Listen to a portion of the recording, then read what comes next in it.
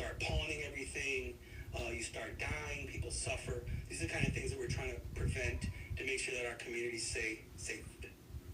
Osceola County Sheriff Marcos Lopez said yesterday announcing the details of Operation My Brother's Keeper. 26 people arrested and what they're calling one of the largest fentanyl busts ever in the area. They seized 1,300 grams of fentanyl, a kilogram of cocaine, 53 grams of marijuana, 51 pills, $73,000 in cash, and then you also see 9 guns, 5 cars, and a house that investigators believe was bought with drug money and used for drug operations. So how do cases like this work? Joining us live now via Zoom to talk about it is James Copenhaver, a former sheriff's detective and investigator. And Jamie, we appreciate you joining us here on Fox 35 News Plus. Good to be with you, Garrett. Thank you.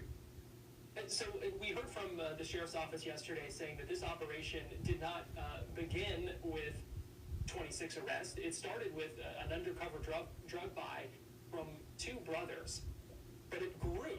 So how does a situation like this, an investigation like this, grow from an undercover drug buy to one of the largest fentanyl busts in the county's history? You know, first of all, let's give some credit to the cops that are out there working these undercover cases, especially the undercover operators. Garrett, I have to tell you, this case, when I saw it, it made me smile, right? I come from a world of narcotics. I ran cases like this. I worked in an undercover capacity for years on cases just like this. And to answer your question, exactly what the sheriff in the affidavit says, it starts with one person.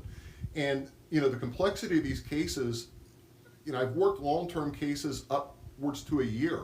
So some of these cases are long-term, some of them are short-term.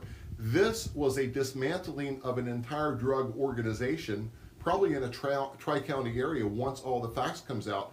But you start with that one undercover buy, whether it's the undercover agent himself or it's a confidential source.